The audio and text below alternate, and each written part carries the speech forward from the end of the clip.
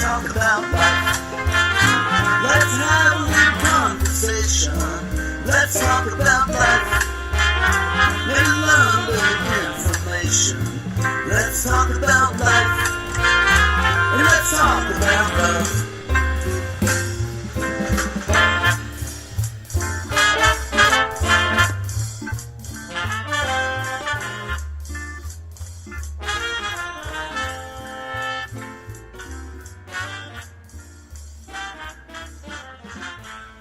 Good morning. This is Velvalee Harity broadcasting from beautiful St. Petersburg, Florida. It's a gorgeous day today. We had a ton of rain this week, but everything is lush and green and very Florida. I am introducing the show today. I have 5 amazing guests. They're all Doggie Dads, and this show is in celebration of Father's Day. And let's face it, there's lots of kinds of fathers out there. And a huge group of fathers are Doggie Dads. So we're going to talk about Doggie Dads today, and I'm real excited about this show. Very interesting guests. Before we start, I want to thank Joe, who's a fabulous Doggie Dad, over at UPS, who sponsors this show on 2nd and 2nd South. UPS, and many of us have been there, but if you haven't, if anything you need in the line of shipping, mailing, they have mailboxes, they have cute cards if you need to send a card. They have all kinds of wrapping materials, and they're open on Sunday. So if all your shipping needs and all your needs, they have stamps and they're notarized and all those kinds of things. Check out UPS on 2nd and 2nd, St. Petersburg, Florida, 2nd and 2nd South, St. Petersburg, Florida, and you'll be very pleased with their service. They're very, very service-oriented. I also want to mention the Doggie Barker because I started this series based on a conversation I had with Anna Cook. So I want to thank her. And you're going to get your Doggie magazine sometime soon. Some people have it already. It's in distribution now. And I met Anna months ago when she called and asked about Doggie Dreams. So her and I have a relationship that goes back because of my doggie dream about Miss Nina.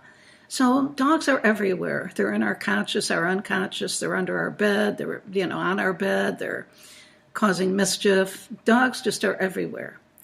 So today I'm going to introduce my first guest. He's a dear friend of mine. We've been friends almost since I came to St. Pete. And I miss our occasional glass of wine because we are so busy together between the two of us. But anyway, we're going to have that soon, I promise you. So I want to introduce Wayne Atherow. And Wayne is big in the arts, so many of you know him, but I know him because he's such a terrific doggie dad. So he's going to talk today about his dogs, and I'm going to just ask him a couple of things. I might interrupt you with a question. If you don't talk about a doggie dream, I want to know if you had one, and if you did, what it was like. So Wayne, welcome to the show. You've been here before. We had a great interview the first time, and I just want to welcome you warmly. Thank you. It is always so good to be here. I just absolutely love being with you. Thank you. Likewise, I'm sure. So tell me about your doggies. Okay, so we have got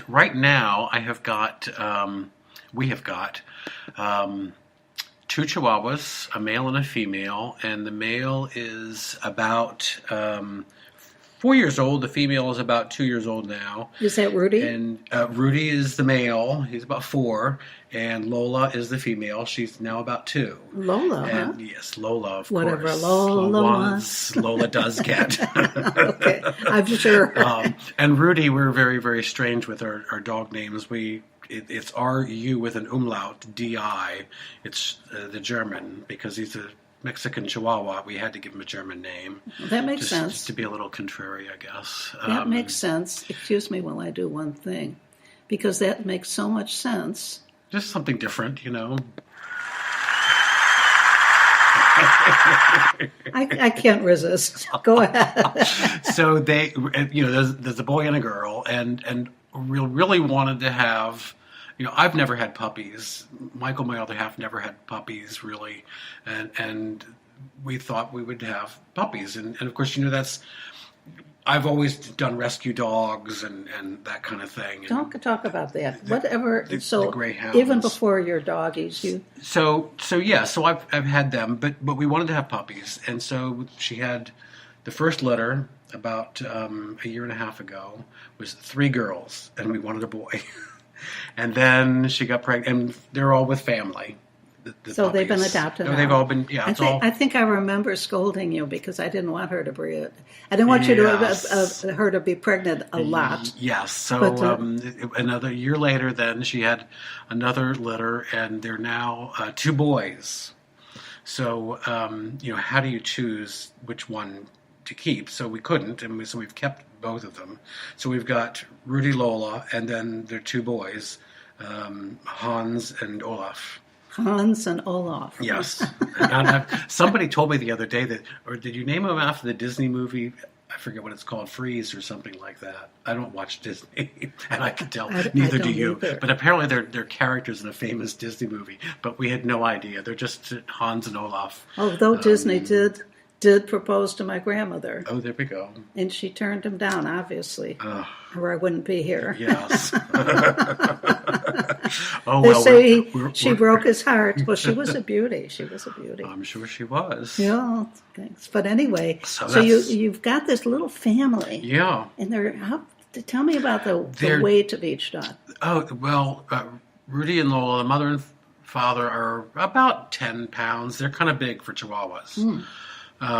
There's something, I've got to do their DNA or something at some point to figure out what they really are, but they're Chihuahuas for the most part. And the little one, the first one born, is now about 5 pounds. He's really tiny, and Olaf is the one who was second born. He's about 7 pounds. Are they full grown now? No, they're only about 13, 14 weeks old now. Oh, wow. I thought they were older. No, so he's kind of big, and they're very different, but they love playing with each other, and they. How are they different? You mean personality-wise? The personality and the way they look. The one is very tiny, like a little tiny Chihuahua, and the other one is almost like a beagle or bulldog kind of mix or something. I mean, and Rudy and Lola are the parents. Yeah. Oh, yeah. There was no postman that came to visit Lola while we were gone.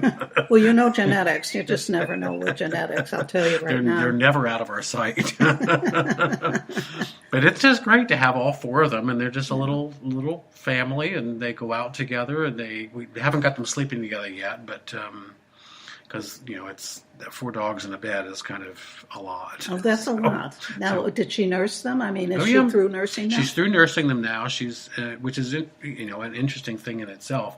I kept thinking that having puppies was this labor-intensive thing where you're constantly attending to the puppies, and Lola took care of everything. I mean, I don't think we lifted a finger for the first 8 weeks. Well, really, now you know what real motherhood is like. Yeah, well, she did all. She was a full-time job for her. That's for sure. It's a full-time job for all women. Yes, yes, all females. It is. Some of them managed to wheedle out of it by hiring nannies. I won't go there, but we didn't have a nanny here, and Lola did all the work herself. No, I know that you travel, so I'm going to do a show. You may want to come back on for this show, but it's about traveling with pets. We used to do cruises, and I spent a lot of time over in the UK and Europe, so that's my preference for vacation. And we had a cruise, and not the best experience on it, and that sort of put us off of cruises. And then we decided to buy a motorhome for the dogs. Tell us. So I have not traveled around the United States that much, at least at that point. And so it's kind of, we don't like leaving the dogs anywhere. You can't leave them with friends and family or have dogs. That's a lot of dogs. Yeah, it is. So we bought a motorhome, and the dogs love to go on vacation, and we take them everywhere. And when we go on vacation, we take the dogs. Well, and this is part of the family. Yeah. And even now, I always worried about the UK because I'd love to go back there for summers at some point. And now dogs can travel to the UK. as long as they've got the rabies vaccinations. And They they've can got travel. I was thinking of Barcelona when Nina was alive. I was thinking of a number of places, and the first thing in Portugal, the first thing I wanted to find out is if doggies were in quarantine, because then I wouldn't go. Yeah, they used to be in Britain because there's no rabies in the island. It's but now they do let them in from the United States without quarantine, as long as they've got the proper paperwork. Okay, well that's going to be an interesting. We live our lives centered around our dogs, you know. Well, I'll tell you, when I took Nina to Key West, I spent 2 weeks preparing the trip, not for me, for her. Where are the doggy parks along the way? Where are the rest stops? Because after an hour, she needed a rest stop. Where are the drive-ins? They all had to be sort of near the highways that I was taking. How to get through Alligator Alley with her. She would have made a tasty snack. Those alligators can climb fences down there. So you have to be careful. I've watched some of those kill shows. Yeah. And anyway, it was a project. Yeah, it is. It was a major project. I was so relieved when I got there. I thought, oh my God. It took, of course, 2-3 times longer than if I went by myself. Yeah, no, we've traveled with 2. This will be the first time traveling with 4, but we're going up to New England and the Mid-Atlantic states this summer for 3 weeks. And, the campgrounds are fine. They go in and out of the RV. The traveling is pretty good. You walk around and they're okay. And when we stop and get gas, we take them out and that. But they're really easy travelers. Well, Nina was a wonderful traveler, and I have some free nights over at Fort DeSoto in the campgrounds, but, I didn't use them with Nina because they stick you in the worst part of the campgrounds. Oh, yeah, the pet area. I've stayed in there. It's, and there's so many, there was not why I want to go to Fort DeSoto, We don't go there a whole lot. No, so I might use those now that I don't have my little buddy, Sob. Yeah. Anyway, let's go back to Doggie. When did you first decide to adopt? Or did you adopt, or did you rescue? I did. I bought my first house in St. Petersburg as a young kid after grad school, and after I sort of settled down and had a proper job and all of that stuff. I bought my first house in the uptown area of St. Petersburg. And on that day, I went to the SPCA and got a little boy named Rupert that I named Rupert. And he was that a Chihuahua too? He was a little puppy mix, kind of like a Dachshund Sheltie mix. Okay. The vet always said he looked exactly like a small fox. Did he? He did. And what color was he? He was a little brown fox with a big bushy tail. Was he? He might have been a fox for all I know. But Rupert lived 18 years and 3 months. Wow. Yeah. What's the magic to that? I don't know. Good genetics, I guess, and survival skills. Spoiled too. Yeah. I mean, that's what we do. He went all over the place too.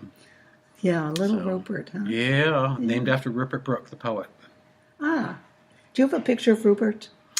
I probably do somewhere. I have a painting. I've had him painted a couple of times. Have you? Yeah. Would you photograph the painting and send it to me? I certainly would. I want to load this show with images because dogs and their dads, are great images. And everybody wants to see, who is this dog? Who is this dad? Who is he talking about? I've had almost every single one of my dogs I've had painted in a portrait at some point. Okay. Do you use...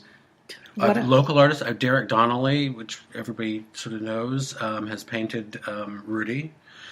Sharon Creedon out in Witter Park, who's a longtime friend of mine. She was the marketing director for Cypress Gardens for many years. Michelle who? Sharon Creedon. Oh, Sharon Creedon. She painted Rudy. I had Jennifer Kosherik paint 2 other dogs that we had who were 17 and 18. Yeah. So I've had some local artists paint them. Aurelius painted Lola. Yeah, how did he do? He's an interesting artist. Oh, he's fascinating. Yeah, I just couldn't wait. I said, I do whatever you want to do.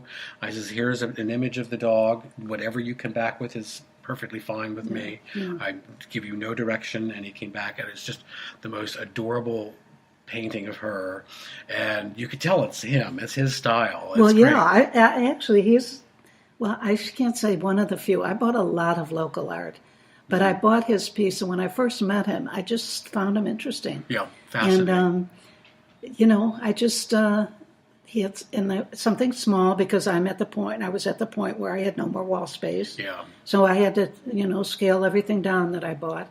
But I bought the one where he's got the fish with the awful teeth. Oh, yeah. Yeah. Yes. I That's love the his one. work. I absolutely love his work. He's very talented. Yeah. And he was in that movie, and I was in with Nina called Buy My Art Before I Die. Oh. Do you know well, Nina was in that movie? Really? No. Yeah, yeah. Oh, wow. Very cool. I'll send you a link to that movie. Yeah, I'd love to see that. All the artists, from... I know. I don't know why I haven't seen that. Yeah. So I told the director, I said, it was a very hot day. I said, you got 10 minutes. Yeah. And she's done. Yeah. And so we managed to capture her. And I had a little placard made and put it on her back. Oh, wow. And she didn't look indignant, but she didn't look pleased either. But she I did can her picture duty. that. I can She picture did. that. Yeah, I'll show you. I'll send you the link. So you've got this dog, and then from that point on, is it fair to say that your life is not complete without a dog? You have to have a dog. Because? There is an emptiness without a dog, I think, for me. There is a certain level of freedom, too. But at the end of the day, when you crawl into bed and you don't have a little dog and you don't have somebody welcoming you with a big happy tail, and it's just not the same. Well, I'm going to challenge you a little bit. Why not get a cat? I don't know. I've never been a cat person. Okay, You know 'cause how I'll there's dog welcome people you. or cat people?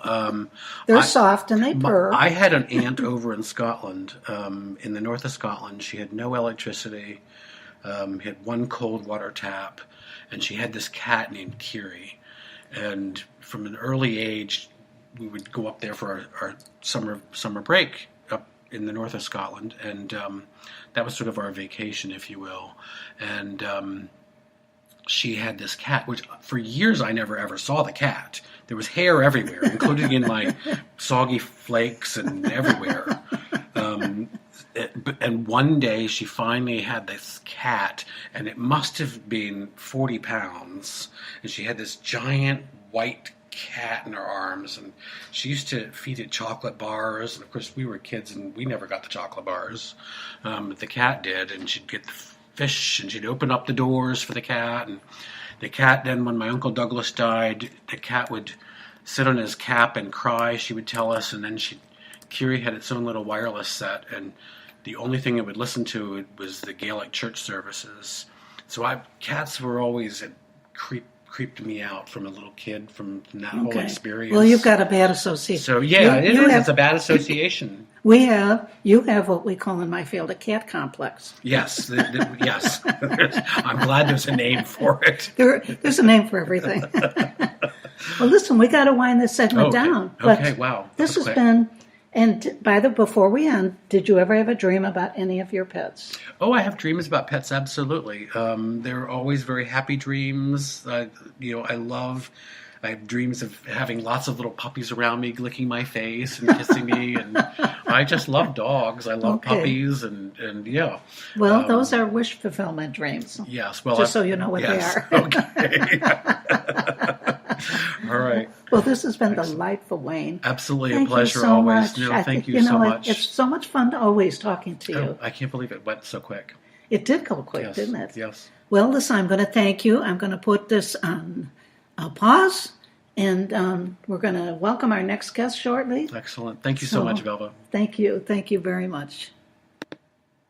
Hi, we're back, and I'm very, very excited. Wasn't Wayne wonderful? He's just a terrific, fun guy and a great doggy dad. Now we have another doggy dad. There's doggy dads everywhere. But I asked people to come forward and share their stories, and Dave is one of the people that came forward. We've been Facebook friends. We haven't met until today, so it was delightful meeting him. And he's here to talk about his dog, and he's got a little bit of a different story. And I like the fact that his story is a little different because it's another example of how people become involved with dogs, how people become doggy dads, If you remember, well, you probably don't remember this, but I've been searching the internet, and there's a lot of fun stories about dads who didn't want a dog. It said, get this dog out of here, and the next thing you know, they're inseparable. So there's lots of doggy dad stories out there, and I'm going to only capture a small portion of them today. I don't know. I may do another doggy dad show. I don't know. But right now, I want you to meet Dave Hampson, and he's going to talk about himself. He lives in Roser Park, which is a wonderful area of St. Pete. And then he's going to talk about his story about dogs. So welcome, Dave. Thank you. Thank you very much. Are you happy to be here? Yes, today's my day off. I run errands on my day off, and it was great to finally meet you. We've talked many times on Facebook, so Yes, it's finally we have. great to come and meet you. And so tell me a little bit about Roser Park, where you live. You know, I've been on Roser Park for about 2.5 years. I'm a renter there, but the community is wonderful. I've met many neighbors on the street. If you don't know where Roser Park is, it's right behind All Children's Hospital. It's in a historic, the very first, they say, neighborhood in St. Petersburg. It's on Booker Creek, and it's a beautiful, beautiful, picturesque neighborhood. Pretty much every weekend there's photographers outside of my home taking pictures of their children or weddings or proms or something's going on Roser Park. That's interesting to know. I've been there, and I think it's gorgeous. Yes. And I, too, have taken pictures of in the creek primarily. And the wonderful trees, too. There's some wonderful trees in Roser Park. And some of my friends live there, so Yeah. now including you. So got a group of pals that live there. So tell me what you do. What do you do for a living? I'm in the automotive business. I've been a sales manager selling cars for about 25 years. Wow. What kind of cars do you sell? You know, I've done everything from Kias to Rolls-Royce Bentleys. Right now, I just joined Rivard Buick GMC in Tampa. So I've only been there about a week now. So it's new for me, a new experience, a new process. A new car. A new model. But I joined them because they had great reviews. It seemed like a great group of people, and there I am. Here you are. I'm enjoying it. Yeah. I remember my very, very first car, and I have to say this, which was a gift from somebody I was engaged to, was a Buick. Buick, sure. And you know what? I loved that car. I didn't have one bit of trouble with it. It ran like a charm. It was comfortable. So I'm all for Buicks. They need a little to come back a little. You know, Buick GMC's really their big product they sell, but their Buick is a fantastic vehicle. I know. And they don't sell a lot of them, but they do. But it's a great product. There's a lot of competition out there. There's a lot of competition, but if you know, and the last thing I want to do is pitch cars, but it's a great product. No, we're not pitching cars, but it's nice to find out about somebody, where they live, what they do for a living.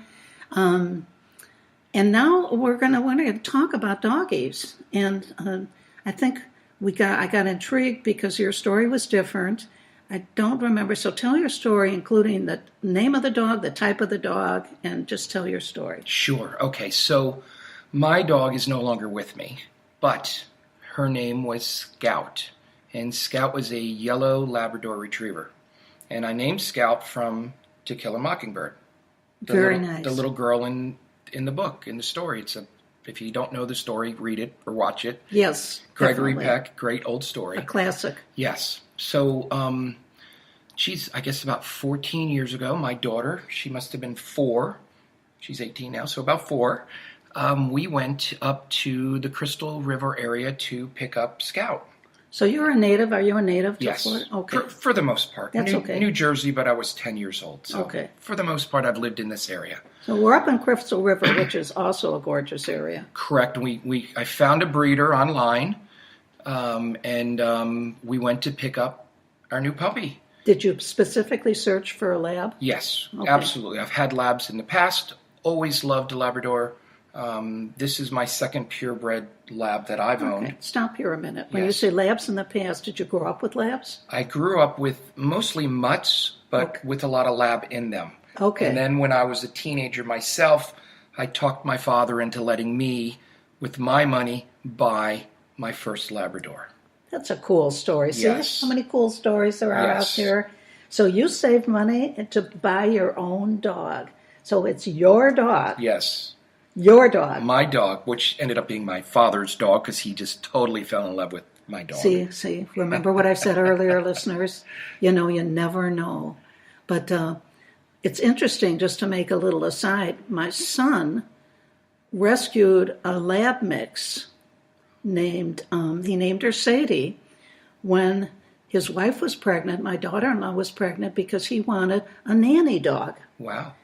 And she is a gorgeous, and she's a nanny dog. She's at that baby's side 24/7. Wow. And he wanted that extra protection for his new daughter. And so labs are great. So there's I want to do a whole show on nanny dogs. Wow. But go ahead. I just want to put that in there. You've got your money. You go and you're a kid and Right. you get your first lab. So I worked it, and finally talked my father into letting me get my first lab. And we've always had dogs and cats and birds and fish and all sorts of pets. But my dad completely fell in love with my first lab. What was her name? His name? Always a female when it gets to dogs for us. And her name was Moon. Moon. Now, why is it always a female? We've always just had female dogs. So when we look for a dog, it's going to be a female. It's not for breeding or anything. No, I've never bred a dog. Okay. I did buy the papers to breed Scout, which we never did breed her. But I don't know. We've always had female dogs, grew up with female dogs. So if I'm looking for a dog, I'm looking at the female dogs. Okay, I got it. Then they're not neutered? Spayed, I mean. Some will be. I didn't with Scout. Okay. And I didn't with Moon. Okay. No. Okay. So. All right, that's cool. So now you've got a Moon, and now you're committed to female labs. Correct. Okay, is that fair to say? For the most part, yes. Okay. I like all dogs, so if I get another dog, it might not be a lab, but maybe a smaller dog. But yes, I love a Labrador. Okay. All right. So here we are now. You're married, Correct. and you have this dog named Scout. Yes, I'm married, and again, about 14 years ago, my daughter and I went to pick up Scout after talking to a breeder, picking her up, and young yellow lab puppy, and the timing wasn't really the greatest because my marriage kind of dissolved right after. So you brought another woman in the house. See I brought what another. happens? So, You guys pay attention out there. long story short, I didn't see my Scout for years. I would How see long had 10 years, No, I hear you, but go back when you did see her. 4 months, 4 months? 4 months. So she was still a puppy. She was a puppy. Barely knew her. She was a puppy. Moon was still alive. Scout. Scout was with your... Scout was with my ex and my 2 children. My son was about 6. My daughter was about 4. And Pardon me. The only time I saw Scout was when I picked my children up in the window. When she moved the curtain and I could see her. But the relationship wasn't strong enough for her to ever let me see my dog again. Oh, wow. So years went by, and with time comes peace. And Say that again. well, it's not always true, but with time comes peace. Most of the time. Most of the time. But I want that message out there because I've got so many people so upset about so many things that time does ultimately heal. You may not be fully peaceful, but it does heal. It comes and goes. Comes and goes. So now you've got this puppy, you had to relinquish it after 4 months. It's going to stay with your kids, which is the right thing Correct, to do. yes. And you've still got Moon, though? Yes, Moon. Moon was a senior dog at the time, so Moon did pass. Okay. So I didn't see my Scout for years, except for, again, in the window when I'd pick up my children. And with that peace came conversation about everything in life with our kids. And one conversation once was, if you ever need help with Scout, now that she's getting old, please let me know. You told that to your children? I told it to my ex-wife. Ah, okay. So the phone rings one morning, about 5 o'clock on a weekday. How long ago was this? 4 years ago? Okay. 5 years ago? And it's my ex-wife. And she has since sold the house and is temporarily living in an apartment until she figures out where she's going to move. On the 3rd floor. Well, Scout is now an old dog. Can't make the steps. Decided that after walking down in the morning, did not want to walk back up those steps. So I get the phone call. And she's all the way in Largo. So I jump in my car and I drive to You Largo. make it sound like Largo's across the country. Well, at 5 o'clock in the morning from St. Petersburg to get It's a drive. It's a drive. It's a drive. I appreciate that. I've driven to Largo. So I go to Largo at 5 in the morning, and Scout becomes mine again. How was it seeing him after all this time? It was. I was happy and sad at the same time. I love animals.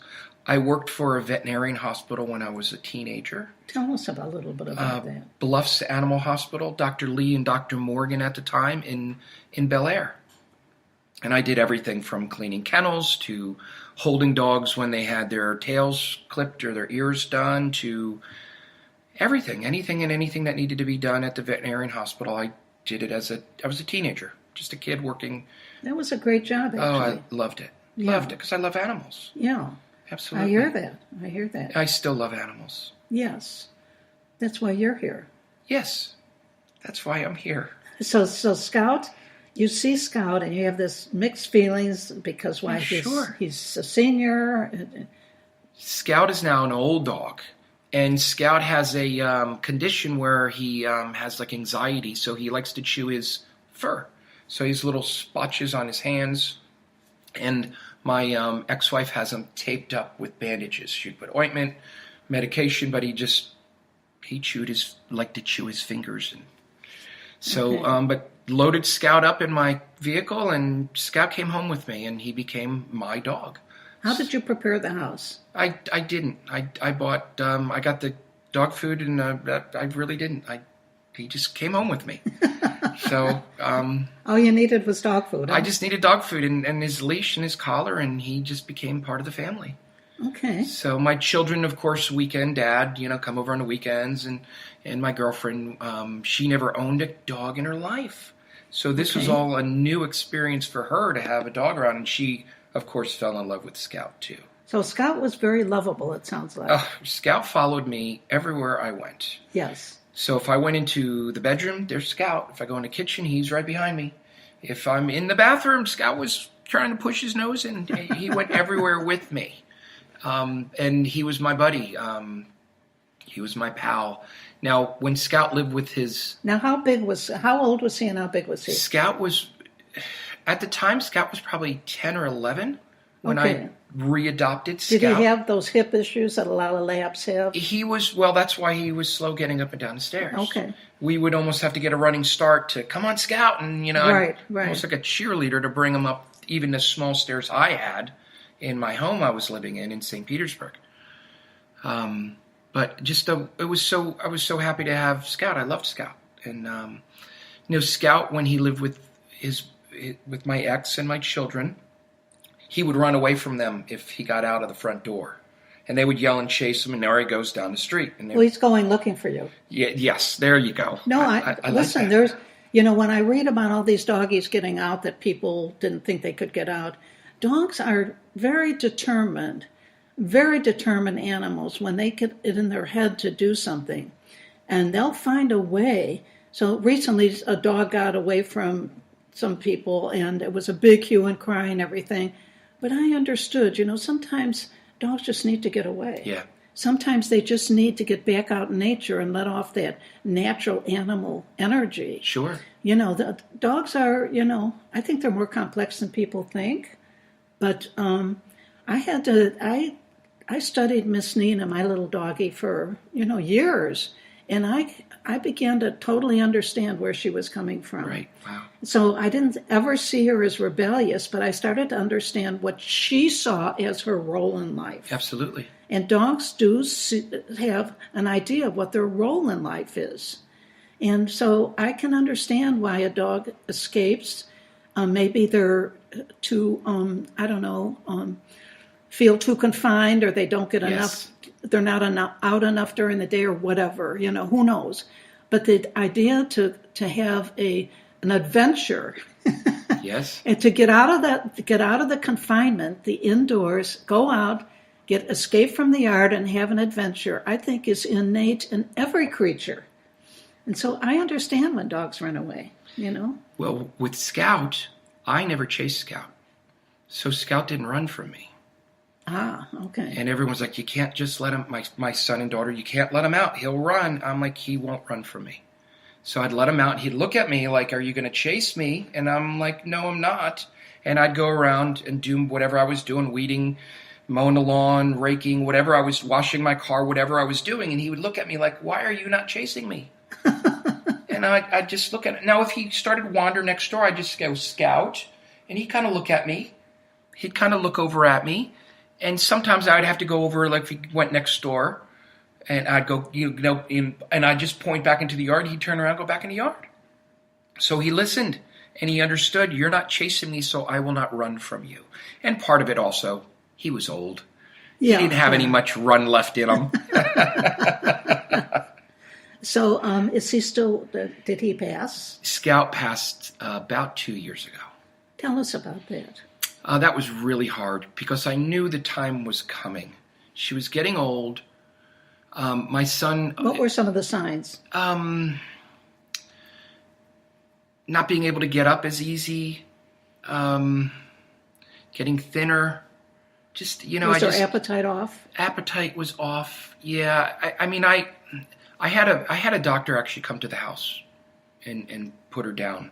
Smart. And I've done that once before with a dog when I was younger. They come to the house, it's peaceful. They do it right there. They hold them. It's not traumatic. It's hard to say something's beautiful when it includes losing your best friend. But I'm crying like a baby. But it was a doctor and his girlfriend nurse and a trainee, and they were gentle and they were compassionate, and it was a. Are you comfortable sharing the name? I don't remember off the top of my head. That's okay. They were so nice. Let me just say this to my listening audience: if you are a vet or a vet tech, you don't have to be a vet to put a dog down.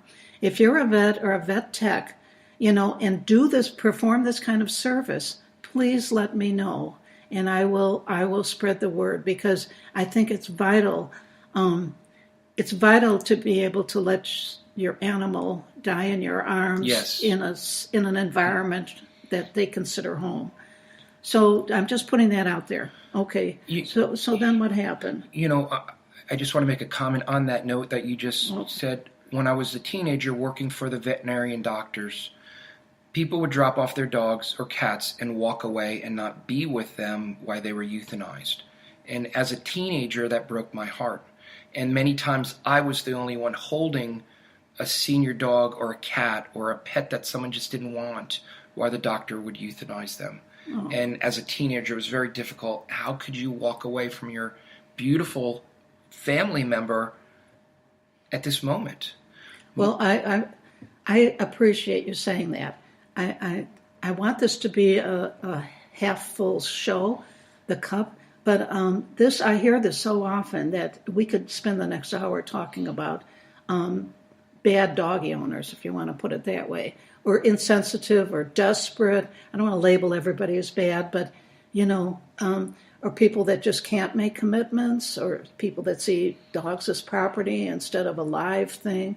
This is a huge issue, but we're not going to go there today. Okay. But thank you for introducing that, Yes. Because at some point I do want to go there. So you're a doggy dad. You fell in love with this dog years ago. You lost the dog. Now it came back and enjoyed its senior years with you. Yes. That's basically what I'm hearing. Absolutely. And you're happy about that. I'm really happy, and if I replace or if I get another dog, and it's hard in my industry what I do because I work so much. If I get another dog, I will adopt a senior dog. Smart. Yes. There are adoptions for that. I've looked, and I didn't take one home because I'm not ready yet. The time-wise, I need to have more time to be committed to that. Okay. But if I adopt another dog, it'll be a senior dog. They sleep a lot. They sleep a lot. It was just a great experience seeing It is. Scout. I remember Nina, as she aged, she changed a lot. And suddenly, every time I looked at her, she was asleep. I said, yeah. And she wasn't sick. She Right. was just old. So thank you. Absolutely. Thank you. It's so wonderful to have you here Yeah. telling your story. It's great to be here. Okay. All right. Okay. We're gonna get on shortly. This is Dave Hampson. And is there anything you want to say before? Nice to meet you finally. Nice to meet you too, David. You've been a wonderful guest. Thanks Thank you so so much. Hi, we're back, and I'm very, very excited to introduce our third doggy daddy. And before I do, I want to thank Andy Klein. Andy, I know you're listening, so hi. Thank you for this really interesting guest. I'm delighted that you mentioned him to me because he has a very interesting background, a very interesting job, and I just learned he's very familiar with Chicago, so we talked a lot about Chicago. So, Andy, thank you. I appreciate it very much. So this guest has also got his own unique place in the doggy dad kingdom. I mean, we were talking earlier, my first two guests, they both have very different experiences being doggy dads. And I think you're going to find that this person, his name is Dusty Showers, like the showers, and like dust.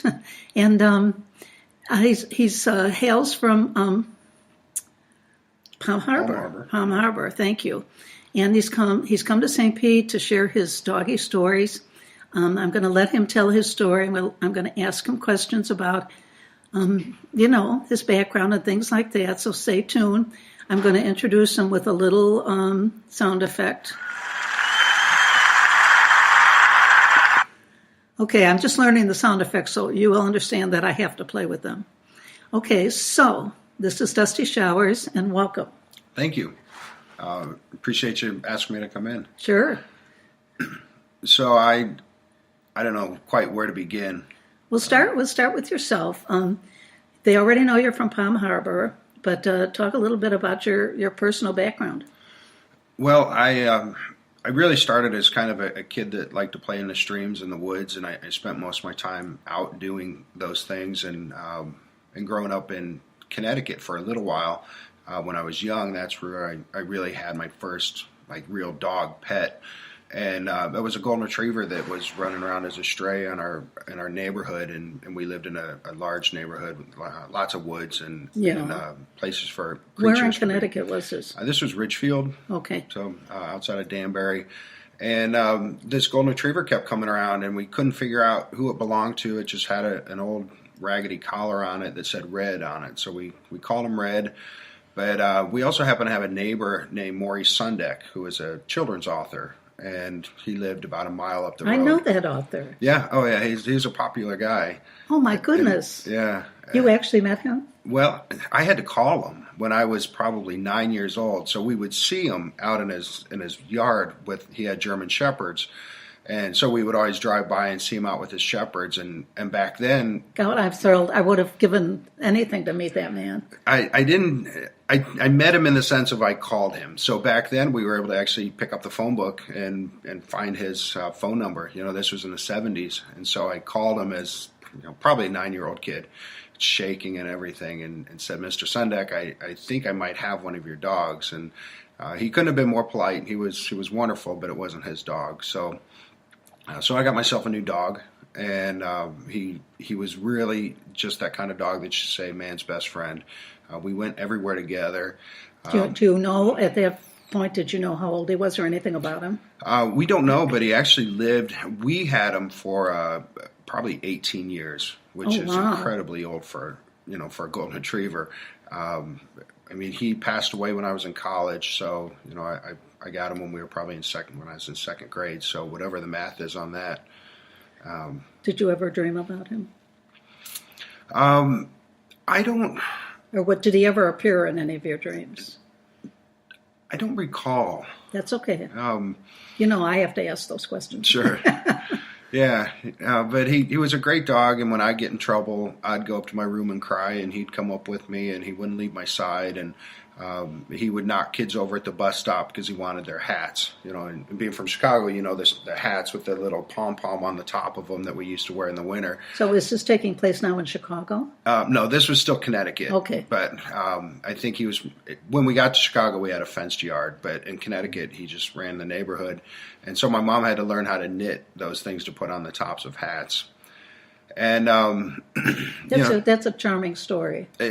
He was really an amazing dog, and he would carry rocks around. So when we already found him, his teeth were ground down somewhat for rocks, and he'd carry rocks the size of softballs. And we'd throw them in the woods. You mean as a habit, as a doggy habit? Yeah, he always had a rock. That's really interesting. Yeah, and it ground his teeth down, and no matter what we would do, he would always go out and find a new rock. So we could throw it in the woods. 45 minutes later at night, he would come back with the same rock. And this is amazing. Yeah, he was a super dog. I have a lot of guilt about it, though, because when I went to college, I kind of moved on, and he was old, and my parents took care of him, and I never really said goodbye to him. And so that was really my first dog, Red. And over the years, Was he red? Yeah, he was a dark golden retriever. And Sounds beautiful. Yeah, he was a great dog, especially for a little kid growing up. So then I ended up going to college in Northern Illinois. I went on a soccer scholarship, and immediately I started collecting reptiles. And I got kicked out of the dorms for having... Why reptiles? Well, I loved animals, and I probably just wanted a little something different and something that I could have in the dorms. And so my first year, we got actually piranhas, and then we got some lizards. And then going into my second year, we would go to school. So they wouldn't let dogs and cats in the dorms, so you had to have something. Yeah. No birds either, I bet. No birds. And so we would go to school 2 weeks early for preseason training for soccer. And in that time, I had bought a Savannah monitor, which is like a small cousin of the Komodo dragon. They're wonderful pets, but they're pretty tough looking. Why are they wonderful pets? They're docile. Okay. You can hold them. They have very sharp teeth, but Savannah monitors tend to be something that you can keep easily as a pet. Okay. What did you feed it? Dog food or like a trout chow. Okay, so it was a meat eater. Meat eater, yeah. Cool. Yeah, you can really feed it any kind of meat, but I made it simple. And so I went to college 2 weeks before my sophomore year to get ready for the soccer season, and I didn't have a place to put it, so I put it in my closet in the dorm. And I hadn't met my new roommate yet, so I come back from one of our training sessions, and the RA tells me that I have to go speak to the head person because they're not happy because my new roommate was moving in, who came in from New York, and his mother was on the bed jumping up and down screaming, "There's a dinosaur, there's a dinosaur," as the lizard walked across the floor. Well, listen, New Yorkers would react that way, I imagine. Yeah, it was great. So I ended up getting an apartment, and then from there I started bringing in all sorts of pythons. So you took him with you and got an apartment? Yeah, and then it really started. So there's a loyalty factor right there. Yeah, I really fell in love with them, and I started breeding pythons, and I would take in all sorts of strays and got some. So this monitor, what did you name it? Yes, that was Roxy, or Roxanne. Oh, Roxanne. Yes. Okay. Yeah, and then my favorite snake was a Burmese python called Asia, because living up in Illinois, we always try to give everything exotic names, or we thought we would. Good old boring Illinois. Yeah. So I had a caiman, which is like a crocodile, and all sorts of different pythons and boas and iguanas. And I mean, were they all in their separate cages around you, or everything that needed a separate cage? I did have cages for the most part. Yeah. So I wasn't too foolish about it. But if they could get along with each other, they typically shared a cage. But occasionally things would run around. We might have a big party and let the snakes run around, but a lot of things I wouldn't do nowadays. But I always loved them and took good care of them. But it was something that I don't care I love catching them now, but I don't love taking care of them What any what longer. was it back then that, do you have any? Did you ever reflect on why this was something that you really wanted to gather and? Well, live with? I've always loved animals, and I really had no business being in college. Yeah, I was a high school All-American, and so I just assumed that I would go to college on a soccer scholarship. And so I got there. I had no interest in academics, and so I was lucky I even lasted 3 years. But what I would do is I learned everything I could about reptiles. I read every book I could. I would take notes. I had notebooks full of the snake's behaviors and what I Did was they feeding give them. expertise? I mean, were you able to get a degree in animal husbandry or something? No. I had actually picked phys ed because after my second or going into my third year, they said, you need to pick a major. And I had no idea what I wanted to do. And I thought about a veterinarian, but the academics of it was really more than my attention span could handle. Yeah, I know. My daughter, I told you that Yeah. story briefly. My daughter went through that school. It's incredibly intense. challenging. Yeah, and I wasn't ready for that. I tend to kind of float in whatever direction I want to go to, and it's hard for me to focus on things that I... That's okay. Listen, it sounds like when you really take an interest in something, you do it 110%.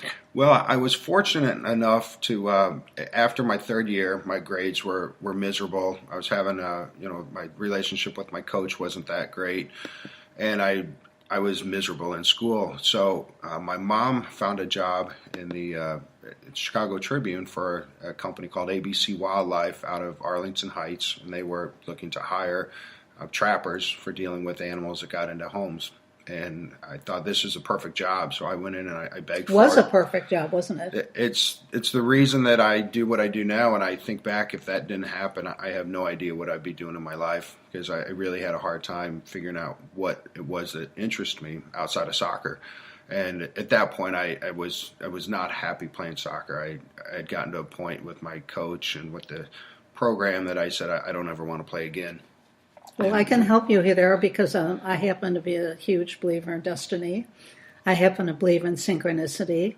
I don't believe in coincidence. Mm-hmm. So I think this was all sort of part of your life's plan that you weren't fully aware of.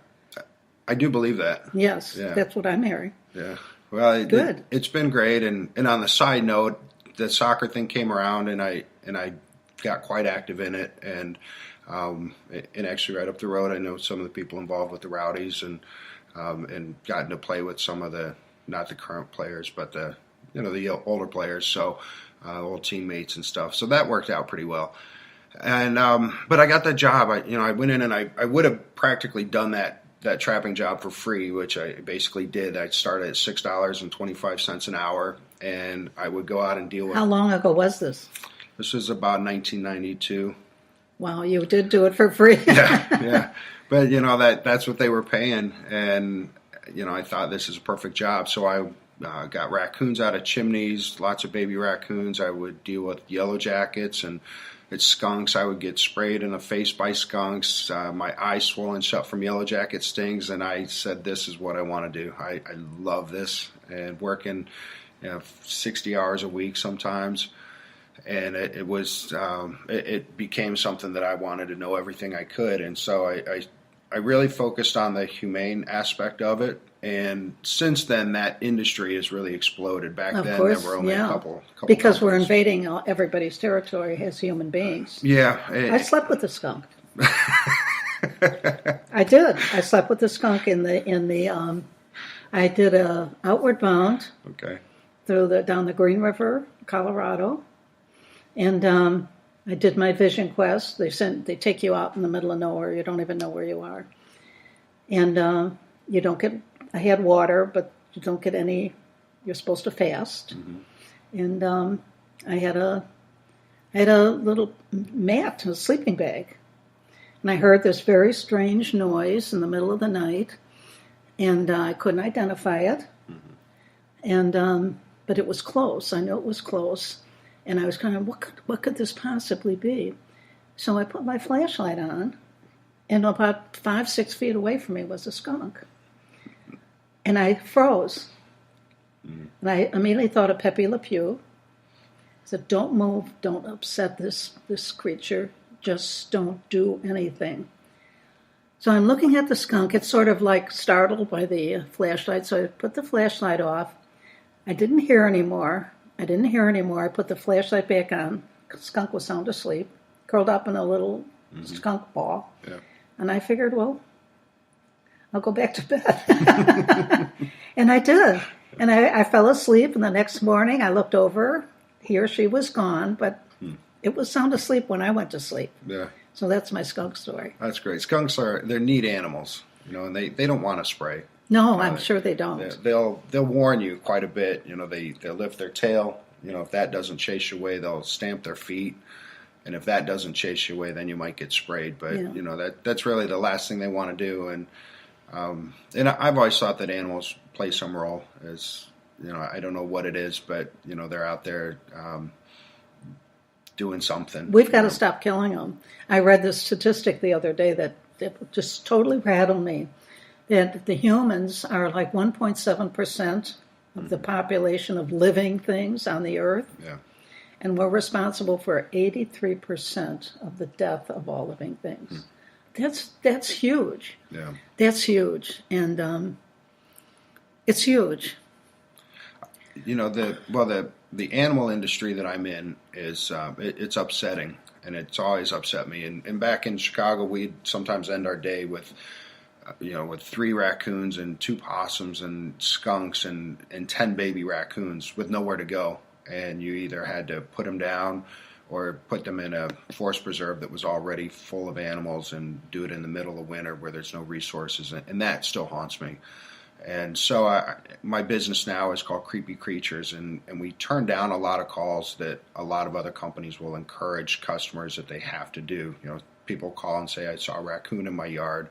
Or there's a possum somewhere, and people think that they see an animal, they have to have it trapped, and they think that there's just this mythical place where we bring animals and they run around on a farm and everything is happy, but like a rainbow bridge for trapped animals. And it doesn't exist. And what happens is that trapper either kills that animal, or approximately 80% of relocated wildlife dies from the stress of relocation, and that's not very humane. And so I've got a couple videos out of how to deal with squirrels and raccoons when they're in attics so that you don't have to trap them. And unfortunately, trappers aren't upfront with people. And they know they're going to get paid a lot of money if they get that job. And I've always said I'm not going to exploit animals. Now I know why Andy likes you. Yeah, Andy's a super guy. Yeah. Okay. Yeah. Well, I'm just really, really interested in this. We may revisit it at some other show. Sure.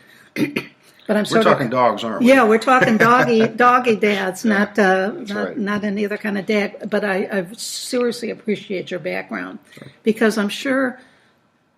Yeah, I don't know what you're going to say, but I'm sure it sets the stage for you becoming a doggy dad. Yeah, it really does. Over the last few years, I'd had 3 other dogs, and they were wonderful dogs. But it was really.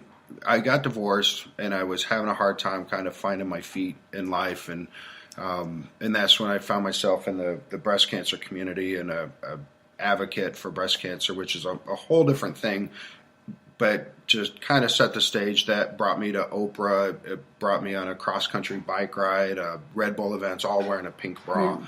So I had women all over the country sending me Were bras. you involved with the bra or the Bikers Raising Awareness group? Oh, bra. Yes. Bra. BRA. Evie. Evie's a good Evie. friend of Okay, mine. yeah. Yeah. I did a lot of their event photography, and as a matter of fact, I'm a survivor. Oh, okay. So we'll go there sometime too. That plays in with the dog stuff. Okay. So, well, let's go to dogs just in the interest of time. So this is where I was getting ready to do a cross-country bike ride from Clearwater Beach, California, on a bicycle wearing a pink bra, and it was about 2 weeks out, and somebody called. I was out in Sulphur Springs, Tampa, which is a really rough part of town, and taking care of a rat problem. And I looked over next door, and there was a dog in the bushes. And I went over there, and its head was down. Somebody had given it some water, but the top of all the skin had been ripped off the head. And it was a pit bull. And and I hadn't really been dealing with any sort of dog rescue, so I wasn't too familiar. I didn't know what this dog was going to do, if it was going to bite me or anything like that. And I reached out to pet it, and as I did, it just barely wagged its tail. And it couldn't lift its head up. He looked just so defeated, but he still, he wagged his tail like he was saying, I'm not done. Yeah. And so Animal Services had got there because it was involved in dog fighting. It was a bait dog. And so they took him away, but I said, if that dog survives, I'm going to take him. And so I fully expected him to be put down.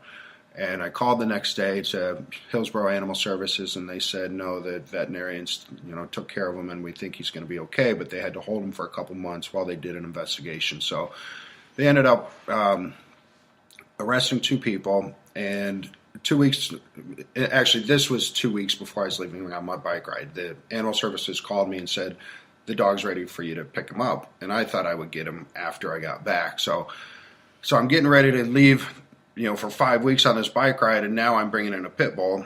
And then 2 days later, somebody else in the neighborhood gave me an anonymous call and said, we found another pit bull. Can you come get him? She's going to be in trouble. So I thought maybe I'm being set up because we were on TV. This was all on Channel 10 and everything. And I thought, this pit bull fighting ring, they might be trying to bring me in the neighborhood to set me up. And so I grabbed my .38, I put it on my seat, and I said, I'm coming in. I'm hardly going to stop. You be waiting outside with that dog. And so I drove in, and she was out there with her. I recognized it and put the dog in the back seat and got out, and everything was fine. So luckily, everything worked out with that. But now I've got 2 pit bulls. Wow, that's pretty dramatic. Yeah, I was shaken. I really, I would have been shaking too. When the news van was in the neighborhood, they wanted to know where the house was, but I thought that I might still have to do some work there, so I didn't want to be connected with that. So when the news van stopped, all the neighborhood adolescents came out and surrounded him, and they were swearing at him, and it was really a scary situation. So I thought I might be being set up here. Well, I nice to meet a fellow with a healthy paranoia, because that's exactly what I would have been thinking too. Yeah. So go ahead. So you've got these 2 pit bulls. Yeah, and I didn't know where to put them. You can't just say, hey, who wants to take in 2 pit bulls where I don't know their background and I'm going to be leaving for 5 weeks. And luckily I found a couple wonderful people that took them in and took great care of them, so I was able to go on the ride. But the one's name was Gangster. And I thought, I don't want to name him Gangster. Yeah. No. So I renamed him Pink because everything that I had in my life was pink. And so I thought, who's going to make fun of a male dog named Pink? So Pink became the most amazing dog in the world. I fell in love with this dog. Is he the one that was a pit? He was the bait dog. The bait dog. Yeah. And we had a connection that you just could never imagine. And he was the most grateful dog in the world. I've got to ask you a question now, because I know from experience that if I want to know something, everybody else listening does too. Mm-hmm. How did you get, I know we're going a little bit off track, but it's something I think you need to share briefly. How did you get involved with breast cancer awareness? My former mother-in-law was diagnosed, and she's fine now, but so I got talked into doing a 3-day walk against my will. Okay, and I fell in love with it. I just want to put that in there for people who are sitting there wondering, Valva, right. Why, how, what? Yeah. Okay, so good. And then it became a whole So you came journey. Home from the bike ride, and you've got Pink, and what's the other dog? I named her Patches. Patches, Pink and Patches. And I actually named her Patches because I had a friend in Boston who had metastatic breast cancer, and her hair was in patches. And she had the whole Boston attitude and everything, so she called me Flowers instead of Showers, so I called her Patches. And her real name was Sandy, and she's since passed away. But so I named my dog Patches to just have fun with her. And I ended up getting a new home for Patches because what happened is once people realize you rescue pit bulls, everybody thinks you rescue pit bulls. And so unfortunately, there's a lot of them out there that need help. And so I started getting more calls for rescuing dogs. But Pink was always my number one. And people on Facebook, just they knew Pink. I mean, he was the most. It's hard to explain, but he was the most incredible dog in the world, and I loved him so much. And then, is he still alive? No, I ended up bringing in another dog that looked almost just like him, both brindle colored, and that was Blue or Blueberry Muffins. And Blue is a difficult dog. We don't know her history, but she doesn't like other animals. She loves people, but she doesn't like other animals. So it's hard to blend her in. And at one point we had 5 dogs in the house. So we had a Chow that I had trapped, and a Chihuahua, and a couple others. And, Was Chihuahua boss the boss? a lot of times the little dogs are the boss. Well, there were 2 Chihuahuas, actually. Miss Beasley was. And she had no teeth and this little tiny. She was ornery, but she was wonderful. I loved her. She's no longer with us either. Unfortunately, we had some old dogs, and we just got them, when they were old.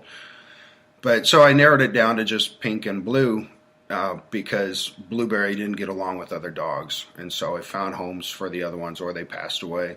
And so it was Pink and Blue, and things were good. And I had met my now wife, Quay, and we had both the dogs, and Blue was the dog that was trouble. She had attacked a Yorkie. I had let her, she actually broke off a leash and attacked a Yorkie. Everything was fine, but she was the one that concerned me. Pink was great, although he did have a tendency to snap at the kids, and that was always concerning, but we managed it. And so my wife is she's a runner, and she would run the Boston Marathon and different marathons, and so we would travel. And when we traveled, we would give the dogs to a friend that lived on a 13-acre preserve over in New Tampa on some county property, and it was right on the river. And so every time we get home, I would go pick up the dogs, and the dogs loved it because it was just nothing but woods. But there was a fence around the house, and when I went to pick them up, I opened up the fence and I let them out so they could run to my truck. Which they always did. And this time, though, And not this time, huh? Pink disappeared to the other side of the house. And, within 20, 30 seconds, I realized he was gone, and I started calling for him. And he rarely would leave my side. And so I walked around to the other side, and the house was really close to the river. And Pink wasn't there. And so I looked around some more, but I knew immediately. I knew. And my friend who lived there said, well, maybe he just ran into the woods. And I said, Pink done ran into the woods. He's gone. And Blue looked around. Like, how did you know? I mean, did he accidentally drown? No, he got taken by an alligator. And, it was weird because it was around dusk. So it's really a weird feeling of you don't know what to do. So it's getting dark. There's a river. Like right there, 10 yards off the house. How did you know he got taken by an alligator? That's the only explanation. Well, because of my background, I have a heavy wildlife background, and I knew that I had a dog that didn't run away. And so I did continue to look and, trying to hold out some hope. And then I thought, well, maybe I could jump in the river. And I talked to the guy that lived there, and he said it's deep. There's so many sticks and stuff down there. And at that point, enough time had gone that even if I was able to find him, it wouldn't have been any good. So I grabbed Blueberry, and we jumped in my truck, stunned. And she was wondering why we were leaving without him. And then I came back the next day, and I found where it happened. There was some slide marks and some fur on a nub from a cypress. I'm so sorry. I'm so sorry. It was tough. I mean, that's horrific. It's tough because he was a dog. It was really tough because he was the best dog ever to me. And then it was tough because I should have known better. And so I thought, enough people on Facebook knew him that I had to put something out there and tell people that I screwed up. I let him get taken. And I hear you. I hear you. That's and there were like 400 comments of people that knew this dog, and so it still bothers me, every day. That isn't the story I'm hearing as you tell me. I'm hearing that see, we always expect, what's expected. Mm-hmm. He always jumps in the car. He always jumps in the truck. He always comes when I call. There's no reason for you to imagine that anything else is going to happen. Yeah. So this is a really remarkable story, but it's a story of, he broke tradition for whatever reason. He ran around the side of the house for whatever reason. He ran around the side of the house. I know that there's lots of things that I can tell myself, and that's okay. I've accepted responsibility for it. You're still grieving, though. Yeah, I hear that. yeah, I hear that. It was probably 3 years ago. And, I'm so sorry. The one thing that I try to take away from it is that he had nipped a couple times at my stepdaughter, and she was like 8, and that was really concerning. And what I try to take away from it is that was going to be a problem, and and in some weird way he said, I'm just going to make sure that doesn't become a problem. The horrific thing was that the first thing that went through my mind was, you took the wrong dog, because Blueberry had been such a problem. I had actually spoke twice to my vet about putting her down, because I was so concerned about her harming another dog again. See, I just honestly don't think you did anything wrong. Well, I just don't think so. At this point, I don't think it matters, but I did choose to kind of embrace Blueberry and say I'm going to make sure that I properly manage her. And the cool thing is, she's become an amazing dog. So she was a dog with so many issues before, and she's become just a wonderful, wonderful dog. And we've since brought a puppy in from a pit bull that I'd had rescued. Couldn't find a home for it. But she had babies. I adopted one of the babies at 5 weeks old, and then found a home for it up in Illinois at an old high school friend.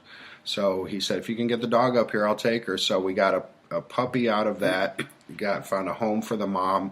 And this puppy is bigger than Blueberry, so he's now about 90 pounds, and he's 3/4 pit bull and a quarter lab, and he's just so sweet. It's crazy. And and so we have a pool. They spend all day swimming, playing in the backyard. But every time I see Blue swimming, he always dunks her, since he's bigger, and she tries to boss him around, but he dunks her. And every time I see her go under, I think of Pink.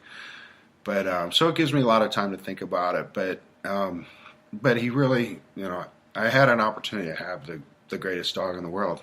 For me. You did. You'd had him for a long time. Yeah, and you saved his life. And if you think of that destiny we were talking about earlier, and that serendipity and synchronicity and all these elements that fly around us that we're not really fully conscious of, truthfully.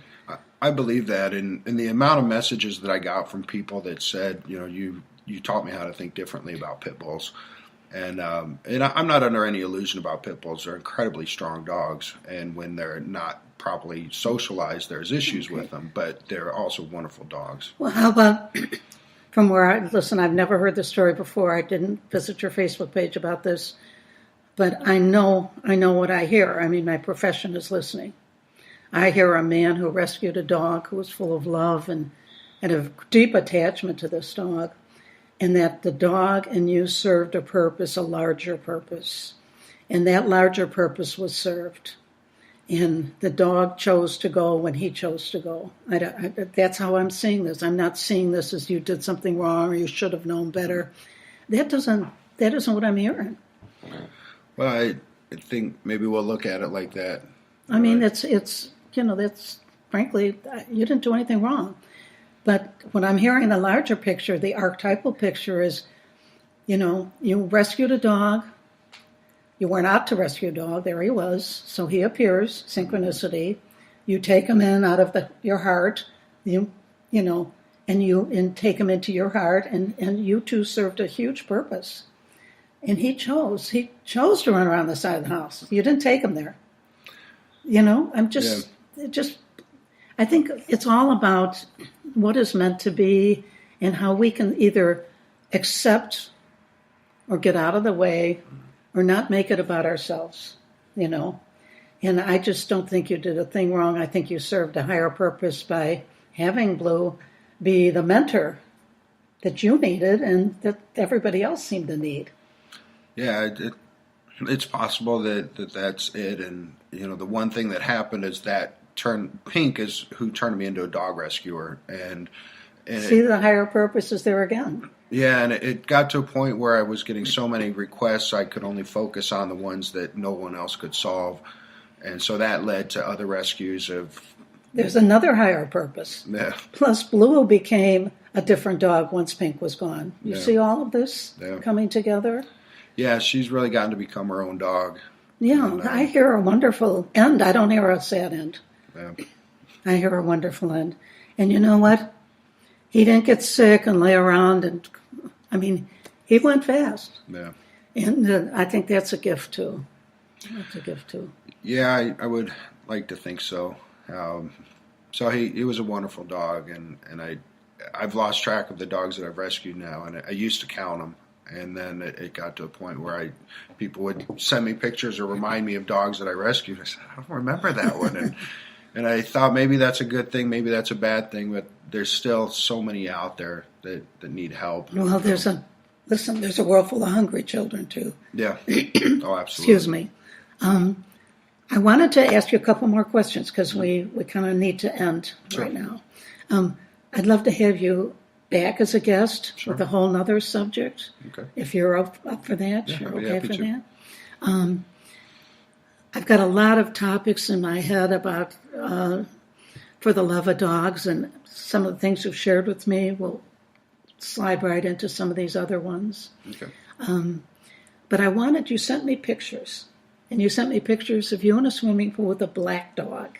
Now, who is that? That's the corn dog. That's the corn dog. Okay. He's the puppy now. Was that the one? That's the puppy that's with Blueberry now. Okay.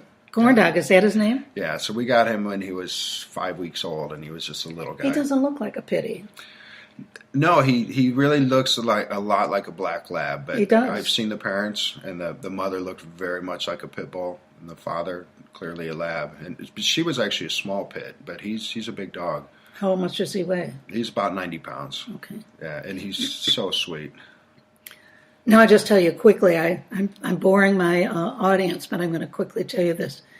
When my daughter-in-law became pregnant, my son wanted a guard dog, but he didn't want, of course, a Doberman. He rescued this beautiful, it was part lab, but anyway, he rescued her, he raised her name was Sadie. And by the time my first granddaughter and only grandchild was born, Ryan Mora, Sadie was the nanny dog. She never leaves that baby's side. Wow. And my that's exactly what my son wanted. Yeah. He wanted a dog that would never leave that baby's side. And she's wonderful, and her and the baby are like best buds, and it's just a wonderful thing to see. So I want to do a whole show on nanny dogs, which is another story. Yeah. Thinking of Peter Pan, of course. Right. But anyway, here we are. And you also sent a picture of a whole bunch of dogs. Who are they? Yeah, that was, we had changing situations. So I don't recall exactly who. I think one of those was actually Peanut, whose owner had since died, but she was the one that we would swap dogs as we traveled. But at one point, I believe we had 5 dogs, and there was Violet, who I had to trap. Nobody could catch this dog, and so I spent 2 weeks trying to trap her, and then turns out she's deaf. Pink, Blue, Nacho, who was a Chihuahua, Miss Beasley, who was a Chihuahua, and I don't recall, but I've always had. Who was the one that was deaf? Violet? That was Violet. Yeah. Yeah, and she was wonderful. It's just hard. I caught her on Thanksgiving Day. Nobody could get near her, and I had to set a trap for her. Okay, do me a favor when you get home. From left to right, give me the names of those doggies. Okay. And as I'm going to put a lot of doggy pictures up, and I want to be able to name the dogs. Okay, I'd be happy to. You've been a wonderful guest. Thank you. Andy was right. You're very, very interesting. You have an amazing background. Thank you. But it's your passion and your love for the neglected and abandoned that really gets me. It really gets me. Well, it's there's a lot of animals and people, that need somebody to look after them. There's a lot of people, animals, and everything that need help. Yeah. But you're serving your role and serving your purpose, and it's what I call serving the higher good. And you're one person doing a tremendous amount of work in that area. So I really want to honor that. I want to honor that. So thank you. I don't do it by myself. And especially when you're dealing with dogs that need homes, it takes a lot of people to make that happen. And there's a lot of rescuers out there that are doing 100 times more than what I'm doing, and they don't get any recognition. So, but they need help. Yes, yes. So. Well, there has to be a larger, like I was, the Animal Vet show on, I think it's Nat Geo or Animal Planet or whatever it is, the vet goes in and there's all these strays, and they're all gathered together, and he and his team, they spay and neuter all the dogs, and then they let them go again. Right. That kind of a larger activity. But of course, the town hired them and paid for them. You know what I mean? It's just. But there's a lot of careless people too. Yeah, there's a lot of careless people. We just had a dog that has escaped twice. It was a pit bull Staffordshire Terrier, and we brought him into our house while we tried finding the home. Corn dog loved him. Greatest dog. I would have loved to keep him. And the owner picked him up twice. I said, "You got to fix this dog." And he said no, his kids love the puppies, and he loves the dog having puppies, and he said his dog's not going to feel as much like a man, which one of our county commissioners said too about one of his dogs about not fixing them. That is the craziest thing I ever heard. It's absurd, yeah. And so, for God's sake. Everything takes money, even if you're just rescuing dogs on your side time, but it's resources, it's money, it's where do you start, and it's who needs help, and it's cats, it's dogs, it's wildlife, it's people, it's children, but I think the important thing is that there's the old fable about throwing starfish back in the ocean. It might not make a big difference, but it makes a difference to that person or animal that you starfish, help. Yeah. So. Thank you. Thank you for coming here. It's my pleasure. Thank you for sharing. I think you're remarkable, and you're doing remarkable work. And thank you. I appreciate it. I support that. Thank you. Okay. We're going off till the next guest now, so stay tuned. Hi, I'm back. This is Beverly Harity, and this is the Doggie Dads show. And I have been having so much fun interviewing doggy dads and listening to fascinating, interesting stories that go in interesting directions. And I'm very, very pleased. This is Doggie Dad's story number 4. And he's a neighbor. He's a dear friend. I know his dog Romeo. And I'm going to tell a few little doggy stories because that's how I remember Romeo. And that's actually how I met Matt and his wonderful wife, Suzanne. They're newlyweds. But Miss Nina took an exception to Romeo. Now, she has an aversion to all large dogs. But since he was a neighbor, she immediately got territorial. And not only a neighbor on the same floor as us, and whose unit we had to walk by on the way to the elevator. So that was more than she could stand. So she became hyper-vigilant about Romeo. And every time we walked by the door, she would want to do something, take some sort of action. I would just yank her, say no. But anyway, sometimes after our walks, we would sit and cool down by the elevators. There's a little seating area there. And suddenly one day, Romeo got off the elevator with his owner, Matt, and Nina went crazy. And he looked at her, and he didn't like her, but he didn't overreact or anything like her. But after a while, every time Romeo saw me, he looked around for Nina. Like, okay, here's the owner. Where's the dog? And Matt would tell me every time he got off the elevator, Romeo would go look at the couch to see if she was sitting there. And it's funny, the one time they did meet, everything was fine. But she just was territorial. She was protective. He was a big dog, and she always had a reaction to large dogs. So that was the history. So sometimes when Matt and I would find each other at the elevator at the same time, he would take a separate elevator or take the staircase, and we'd strategically avoid each other when we were doggy walking. So we had these dogs dictated a lot of our beginning of our friendship because of the way Nina was so protective and reactive and territorial. So that's my introduction to Matthew. Now, I'm sure he's going to tell you his version of Romeo. Romeo's a wonderful dog, and he stopped looking around lately because he knows now Miss Nina's gone. But But I want you to meet my neighbor, Matt McHugh. Hi, Matt. Hi, guys. Thanks for having me. Thanks for having me talk Sure. about my best buddy, Romeo.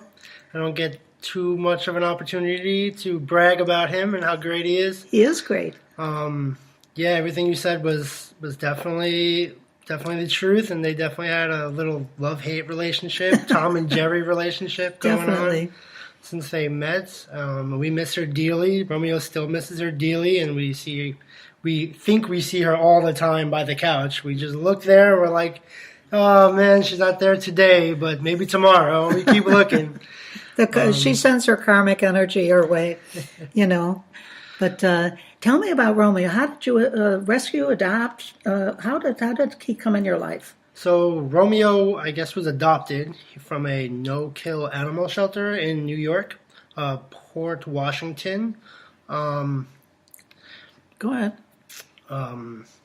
So I was looking for a dog to kind of fill like a void that I had from like a relationship that just ended. So I guess I just did what I thought was, a good way to go, a good route. How long ago was this? About 10 years ago. Yeah, we've been together for a long time. So you're from New York. Yes, originally. Okay, Correct. all right. So here you are in New York. Your relationship ended. You're lonely. You're heartbroken. Yeah, so I started picking up different hobbies. Started going to the gym. I went back to school. I started playing tennis, and still it just felt like something was missing, So I thought maybe a pet would do the trick, and I started telling my friends. I started looking around, and I asked my mom first, and she said, "No way, under any circumstances, can you have a pet because I know you, and you're not responsible, and that's another life, that's another being that you need to take after, and you How can't old forget." were you at this time? Maybe 26, something like that. Yeah. Okay. Well, 24, Okay. 24. All right. Something like that. Yep. So I was busy. I had a lot of different, ambitions. So she knew that I wasn't like super staying at home person. So Yeah. that was going to change my lifestyle. So she was hesitant. She was afraid that she was going to end up taking care of the dog. And did that happen? No, I mean, she would help here and there, but I learned a lot with Romeo, Tell It was me like- what you learned, man. Well, of course, you learn the responsibility. You learn that you'll have to take care of another person, and that person's relying on you. One person like a dog, a pet. But helpless like a baby. Exactly. His Yeah. quality of life is dependent on me. Taking him out, treating him nice, buying him stuff. Pretty much like Just someone like that a you kid. love. Like a kid, exactly. Getting the right nutrition. Yeah. Exactly. The right affection. Exactly. And so I learned a lot with him, but she was hesitant at first. And I had to beg her, and she knew I was going through a hard time with the breakup, so she kind of caved. She said I could only get like a little dog. And I said, okay. And all dogs are little when you first see them as they're puppies, so he was little. It's not too little anymore. How much does he weigh now? Oh, he's a big boy. I'm not too sure. Definitely over 40 pounds. Okay. Somewhere in between the Okay. 40 and 50 pound range. Okay. In there. He's a big boy. Yeah.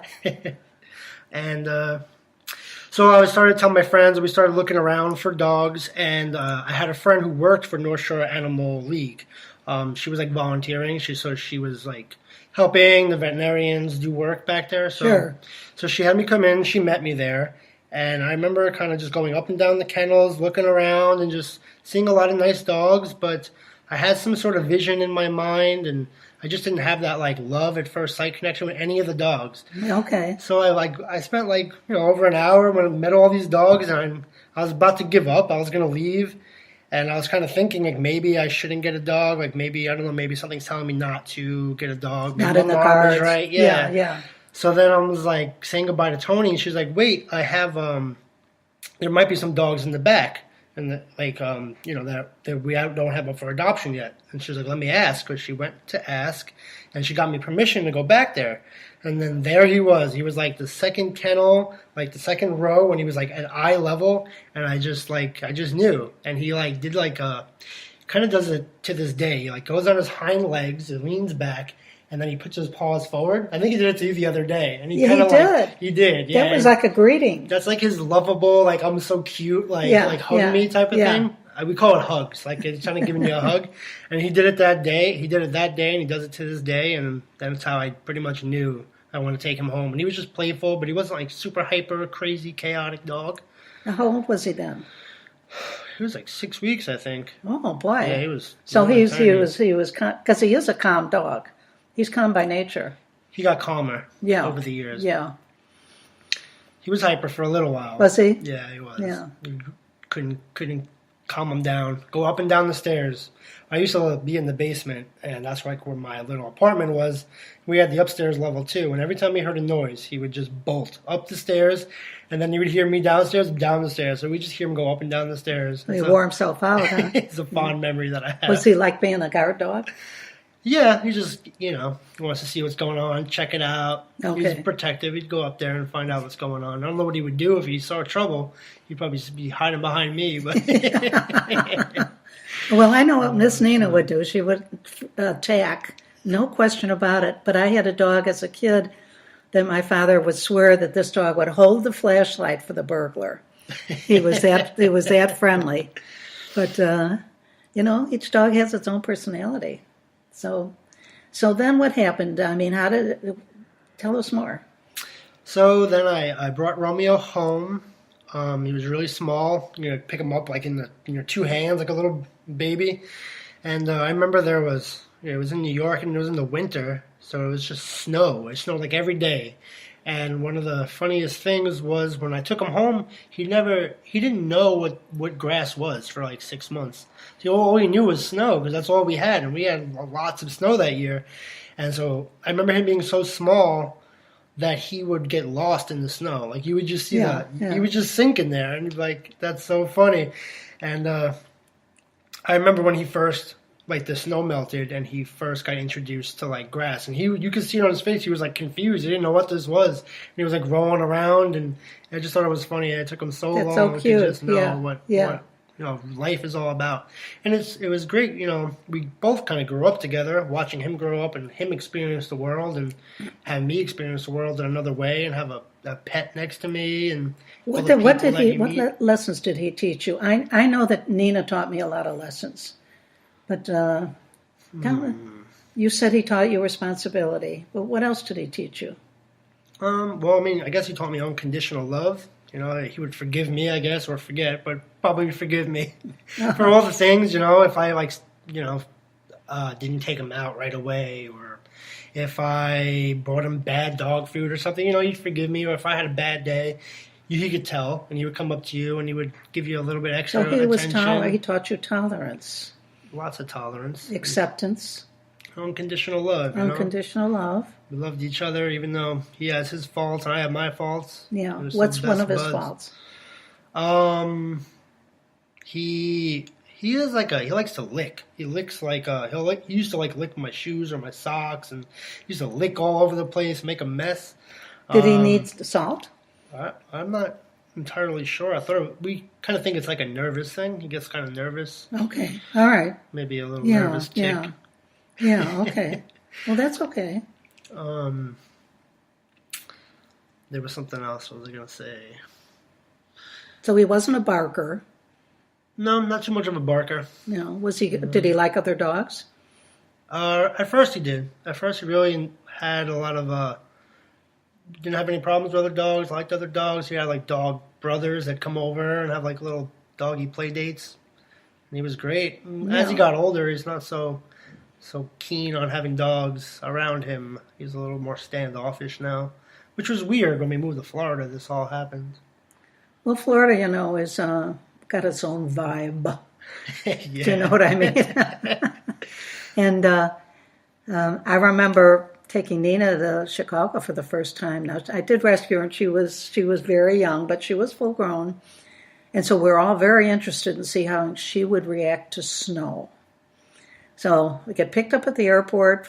My son and his wife pick me up at the airport, and I've got Nina, and Nina has to whiz. I said, okay, where's the nearest park? And so they take like 3-4 blocks from the airport, there's this park. But it's full of snow. So we're all waiting to see how Nina's going to react in the snow. And I had a vision of her jumping up and down and running out of this, embracing it. Yeah, a strong reaction, like because of the cold, and she's a Florida girl and all this stuff. We open the car door. I step out. I've got her in my arms, and I put her down.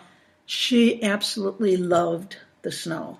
She rolled around in it. She bit it. She played with it. She was so thrilled, and she was the opposite of what I thought she would do. So, I had trouble getting her back in the car. So it's funny, but Florida does have a vibe, and my friends would joke around when I would tell them, like, he just flipped the switch. He's so different now. And they used to say that he was telling everybody that he's from New York, walking up and down the streets. I'm from New York. Back off, back off. had a New York tude, as they call that. Well, maybe it was Exactly. just as simple as the heat. Could be. We actually started shaving him now, and I think he enjoys that a lot more. Do you? I do. I think one of the issues with Romeo comes down to he used to have a backyard. That was his domain, so he used to protect that backyard. He used to make sure the squirrels didn't invade or take any of our snacks. But now that he doesn't have that backyard and he's more like in the apartment, I think that was like a big adjustment for him. I think being out in nature is hard on an animal. I really do. I was saying on one of the earlier guests, he said, I think some dogs run away just to have a nature hit, to get back out in nature, because that's where they're comfortable. That's their real home. But I can understand that. I mean, we as humans get stir crazy. Why not a dog? When their natural inclination is to be out. A lot of people said, "Oh, Velva, you spend too much time in the park." Well, what do you care is what I'm thinking. But what I really, really understand is because Nina would live outside if she could, And so I sit there and keep her company while she has her doggie outside hit. Do you know what I mean? Mm-hmm. And I just think they're animals. That's where they're most comfortable. So I can understand where Romeo would be have a sense of loss, And it's hard. It's hard for me being his guardian because I want to take him to the park. Like when I moved down to Florida, it's more outdoorsy here. So I really envisioned us like going to the park or me like taking him fishing with me, and we try to take him like camping and stuff, like all the outdoor stuff that you would want to do. And he just doesn't want to be around other dogs. So it becomes so I have to make him like a house dog, which I know he's not. What happens if you take him to the park, like the Wooded Park or something? What happens if you just take him, you and him, to the park? I could take him to the park, and I do. Like I could take him to Demon's Landing, which is close, and walk around. But he just sees other dogs and he just gets rambunctious. And it's kind of scary. I don't know what he would do because I never let him that close because he kind of gets worked up. But I don't want to find out, No, you don't want to find out. It's funny. I see him as so docile. He's a sweet dog. He loves people, and he used to love dogs. I mean, he used to have dogs in the backyard in the playpen. They used to get along, and maybe he's just feeling territorial these days. Yeah, he's getting old and grumpy like the rest of us. How old is he now? Like 10. Right? Well, that's not so bad. It's getting there, though. It's getting up there. Yeah, I thought Nina would live to at least 17 or 18. She surprised me. You just never know. You just never know. So this has been great. I really enjoyed this. Yeah, me too. Oh, yeah, and too bad it's coming to a close. Well, it is. It has to. But I just wanted to ask you. I remember one of the pictures when you did your photo booth, which was so much fun for everybody. One of the pictures that got the most likes was the picture I took of a dog coming out of the photo booth. So. Before we end, tell me a little bit about what you're up to these days. Funny you should say that, actually, because I was just working on some images with dogs to kind of promote the little photo booth business that I started that I'm really excited about. And I think one of the great things I offer is being able to have dogs in the photo booth and have props for the dogs and just incorporate them into the mix. And absolutely, I'm excited about that. And I'm about doing outdoor events. Do you have you contacted the SPCA or do you have any gigs that have dogs surrounded by dogs?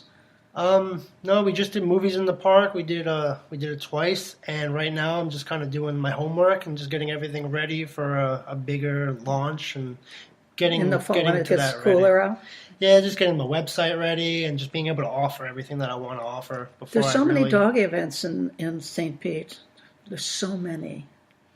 It's a big community, a great community, and want to incorporate the dogs as much as I can. Absolutely, and I think you will. And so it's what's the name of the business? Everything just clicked. Everythingjustclicked.com. So check it out if you've got a event with a photo booth. I was just wondering if you were going to be part of the Gay Pride group. I would love to, but I looked into it, and they're not accepting vendors, any more vendors at this time. So I was looking to maybe collaborate with somebody who's already has a spot, but I think it's going to have to wait till next year when I'm a little more ready. You get your strategy going, and you'll be fine. Well, definitely next year. Okay, so everything just clicked. Have doggy events, and think of Romeo and think of all the doggies you've heard about today, and you're going to be hearing about in the future. Because believe me, this initiative for the love of dogs is just starting. This is the third show, but I can't tell you how many ideas I have. I'm just like going crazy with them. So thank you for listening. Thank you for Matt, and stay tuned. We have one more guest before we wrap up the show. And it's very interesting. Once again, it comes from a different perspective. And so stay tuned. And thank you. Thank you very much, Matt, for being part of this. I appreciate it a lot. Hey, thank you so much. Okay. Bye now. Hi, we're back with my fifth and final guest for the day. It's been an interesting experience. I've learned a lot about dogs. And actually, as much as I know about people, I've learned a lot about people, too. And, the relationship with your animals and what animals teach you and how them being in your life changes things. And there's just been a lot of real interesting commentary today. And I think this is going to be a fabulous show. It's going to be a long show. It's going to be an hour and a half because there was nothing that anybody said that I thought, was extra or fluffy or didn't belong. So I'm not editing this show. I don't need to. It's fascinating in and of itself. So my last guest is Antoine Coleman, and he came forward on Facebook when I had a call for dogs, Doggie Dads, and he was one of the people that responded. And I've just met Antoine, and, I loved everything he said about dogs and being a doggy dad, and I wanted him on the show. So I'm going to introduce him now, and he's going to tell you about himself and about his dog. It's a little French bulldog. It's about 7 years old, named, Juice, which I thought was a cute name. Okay, so here we go.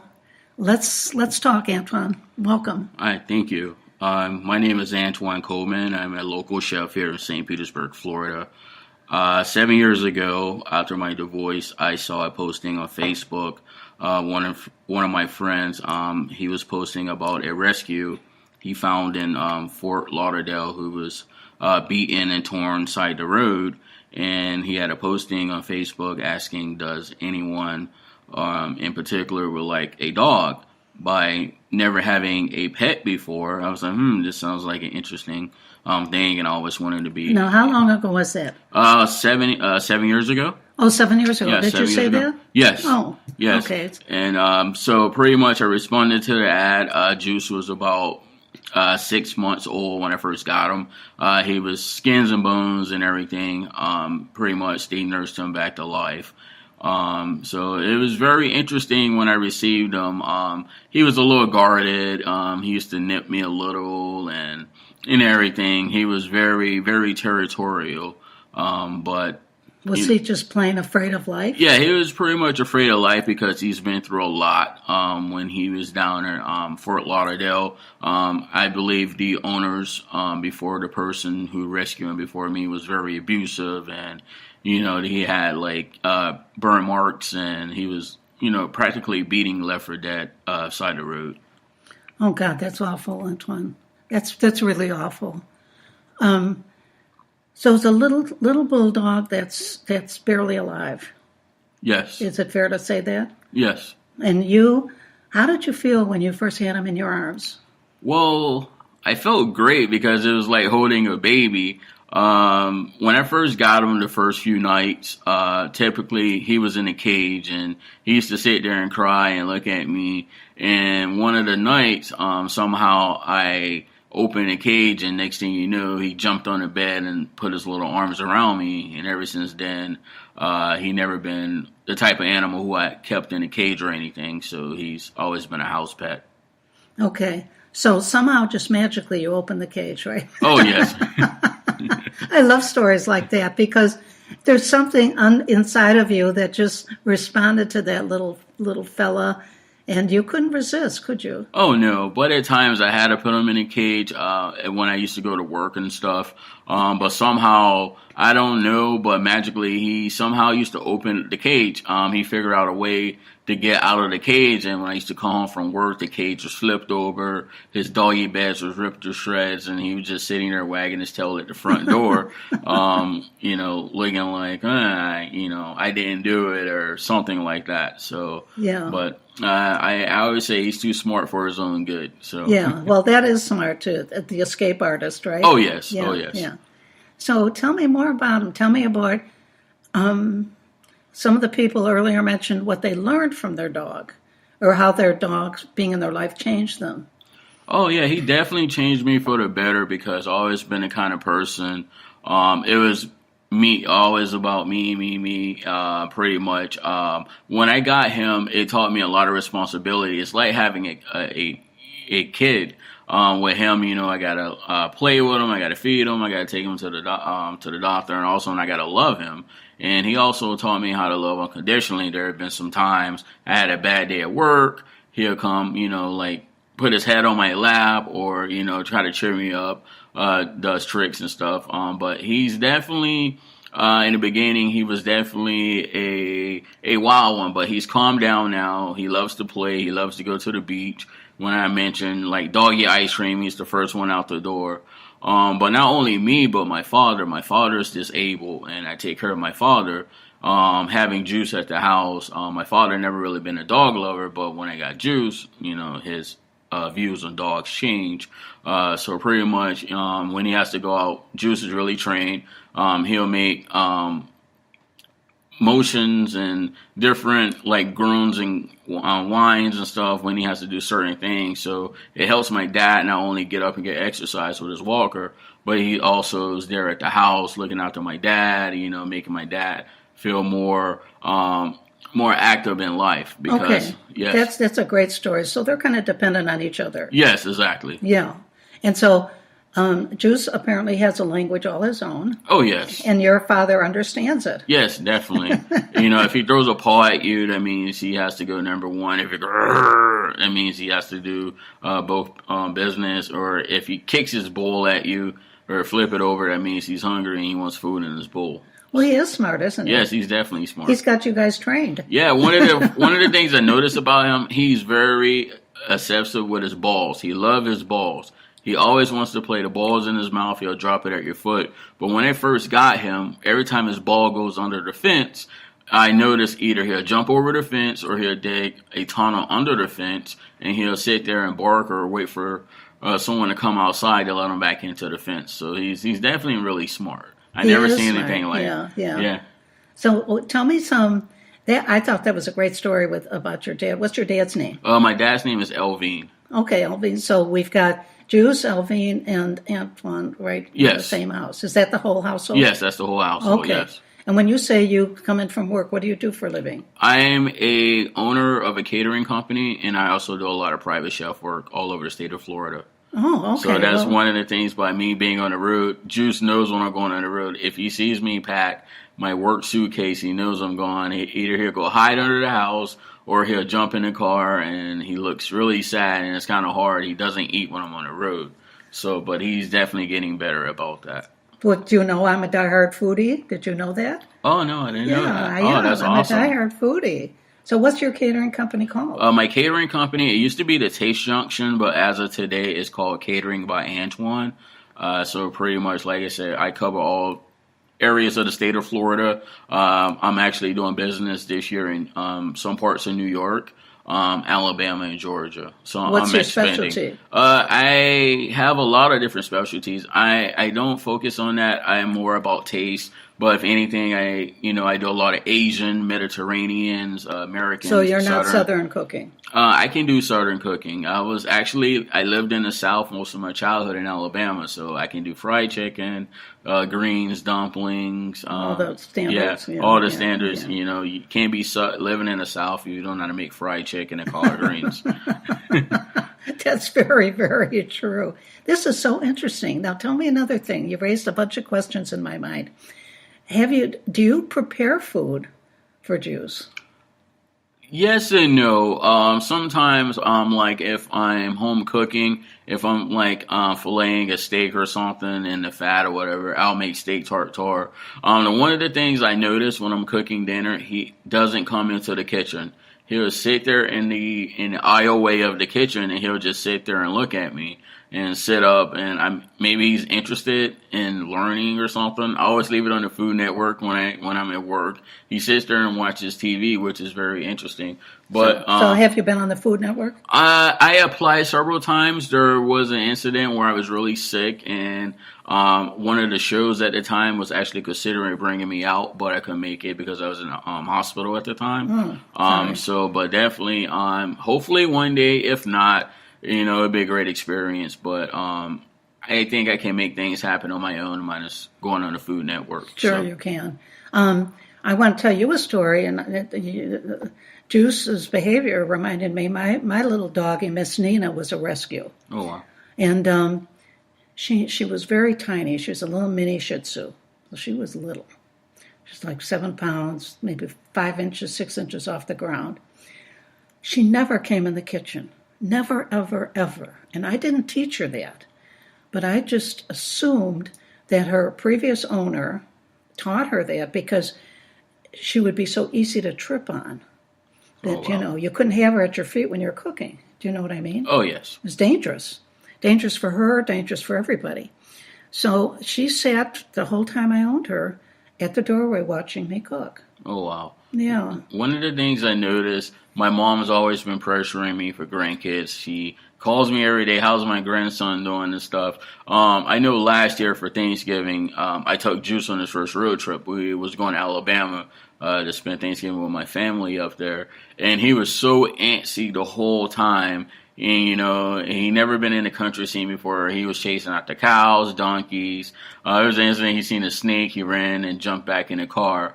But recently, sometime earlier in the year, him and I jumped in the car and went back to Alabama. He was just so calm. He sat there, looked out the window. It's to the point now when he rides in the car, he knows how to stick his paw in the window and let down the window and stick his head more out of the window. So that's one of the things I noticed about him. And he's very photo ready. When he sees the camera and he sticks up his ears, He's like a celebrity. He's used to the paparazzi, so he's like the little doggy celebrity. That's so charming. That really is charming.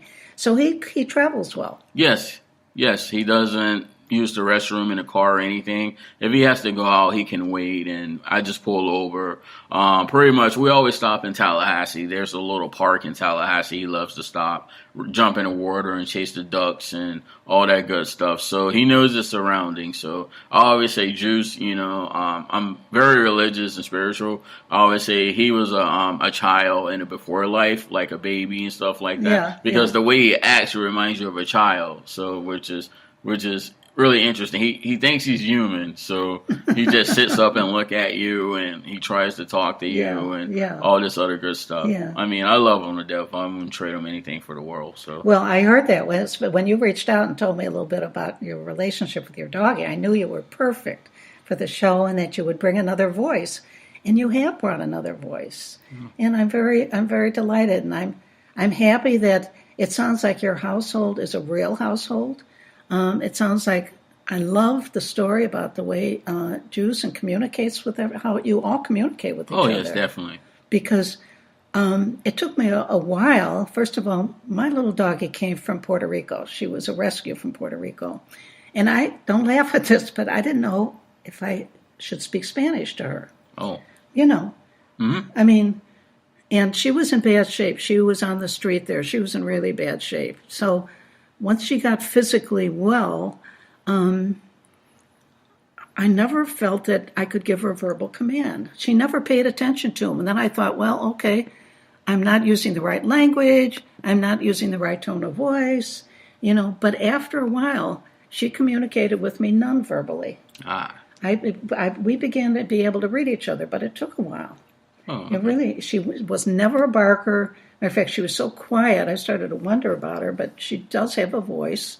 Just show her a squirrel and you'll hear from her. But she was very low-key.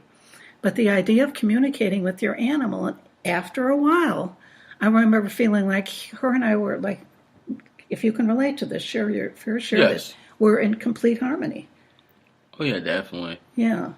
So you're driving up to Tallahassee. You know, you're in the car with this little creature that depends entirely on you, and you're communicating, and you know what he needs, and you know how to get it to him, and you know what I mean. Oh yes, definitely. How cool is that? Oh, that's definitely cool. Yeah. I mean, he's not a violent dog. Everyone always sees him like, wow, he's a big dog. I'm like, he's friendly. You know, just go up to him, let him get your scent, and the first thing he does, he'll look at you with this mean look, and he just drops his ball at your feet, and he wants you to throw the ball. You know, he loves cats. He doesn't have a problem with cats. He just want to get on the cat and sit to get their scent. A mailman is a friend of mine. Loves them to death, but as soon as he's put on his uniform to go to work, he's at the gate just like just growling at him, and which is kind of weird. So I don't know, maybe it's the post office uniform or what it is. But other than that, he's a great dog, and you know he has his flaws sometimes. He loves to like eat toilet paper and other weird stuff. You know, I caught him one day. It was just really weird, but other than that, yeah. I got a photo of her surrounded by the rolls of toilet paper stuff, you know. But that was a rare thing for her. So how you said he's big? How big is he? He's about 55 pounds now. Okay, so he's a good size. Oh yeah. I can still pick. He still jumps in my arms like a baby and lay in my lap. Yeah, I told him I'm like you're cute, but you're not the little 10-pound, 15-pound puppy who used to jump in my lap. It's like, man, I can't feel my legs, and I roll over. He's stretched out in the middle of the bed, and I bought this brand new doggy bed, and he looks at me like I'm not sleeping on that. It gives me like this mean look, like and he just gets in the bed with me. So I'll allow it because I love him. Yeah. So. Well, he felt rejected by you with that new doggy bed. Oh, yeah, definitely. Yeah. It was like, well, I've been sleeping in the bed with you for 70 years, and you want to throw me out now, and I'm not going to have it, so. Is he a bed dog? Is he a bed Oh, dog? yes. What he does, he likes to sleep under me sometimes, or he doesn't sleep at the foot of the bed. He stretches out in the middle of the bed. And you've got about, 6 inches along the edge? Barely, and he kicks me in his sleep. He also has nightmares, so he'll I have to grab him and hold him. He'll jump up and look at me. That I guess maybe that comes from his when he was traumatized and everything when I first got him. Yeah, Miss Nina had nightmares too. Oh yes. Yeah. So it sounds like our doggies had a lot in common. Oh yeah, definitely. Yeah. You've been wonderful. Oh, thank you for having me on. Yeah. I was like, man, this is awesome. It is awesome. And hearing your story and I love the story about the communication. I just think if every dog owner could pay more attention to their animal just by, vibes or just being in more harmony with your animal, you wouldn't be so. A lot of people complain and they overtrain their dog. I know this one person, all he talks about is how much he's trained his dog. I don't think that's a relationship. Oh, no. Well, with him, it came naturally and stuff. And, I can just get the ball and, I guess the ball it hypnotizes him and stuff like that. So he's under the spell when you hold the ball. He can sit down and just, wiggle his head and move his head and he growls and all this other stuff, and I say hello or something. He says hello, and he barks, and it's fun in the same time, but it was scary at first. But now I understand more of them. Well, you've got a smartphone. Have you ever taken a video of him? I may have some. When he's like jump. Well, I'll do that, and I'll just email it to you. Yeah. Just remember, for Facebook, it needs to be around 10 seconds. Okay. Because I've learned. I tried to get Nina. I've got a lot of videos of Nina and my new granddaughter, and anything over 10 seconds, they kick back. You know what I mean? Oh, yes. Facebook won't take it. Yes. So, so I'd love to see a couple of videos. Okay, definitely. Okay. I can do that for you. Okay. Now, before we end, if somebody wanted your catering services, would you share your phone number with them? Oh, sure. You can also find me on Facebook under Chef Antoine Coleman. I'm also on Instagram under Chef Antoine Coleman. And my direct number is area code 727-565-8219. Say the phone one. My phone number is area code 727-565-8219. Perfect. And Antoine is spelled how? Antwan. Coleman is Coleman. Perfect. Because Antoine has a lot of different spellings. Oh, yes. Yeah. So we got your name, your phone number, your contact, and you're going to be on the Food Network, and you've got gigs in New York, and you're established, and you know what you're doing, and sounds like you're a great chef. Oh, I appreciate it. Thank you. Okay. Thank you, Antoine. This has been so much fun. Oh, yes, definitely. Yeah. Okay. So our segment's over. I'm going to close the show. So I'm going to ask you not to speak, because when I close the show, I'm going to play my theme song, so you can enjoy the theme song with me. But I want to say to my guests, thank you. Thank you. This show is an extra extended show, so you can download it on your laptop. You can listen to it.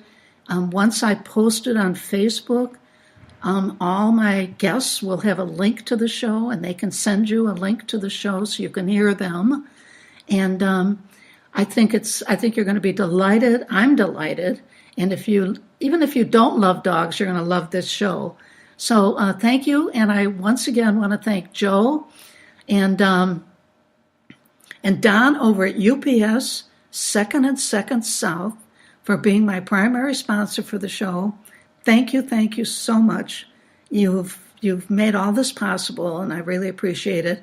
And for all of you who need UPS services, including your own mailbox, they'll take passport photos, they'll do all kinds of things. It's a full service. It's like a full service office if you go there. So it's 2nd and 2nd South at St. Pete, the UPS store. Thank you for listening. This is the third segment of For the Love of Dogs. And we've got that fourth segment coming up. I'm not exactly sure what it's going to be yet, but it's certainly going to be. We have more material than I know what to do with.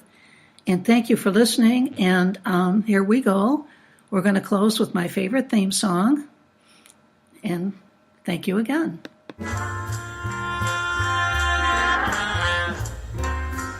Let's talk about life. Let's have a little conversation. Let's talk about life. Let alone little information. Let's talk about life. And let's talk about love.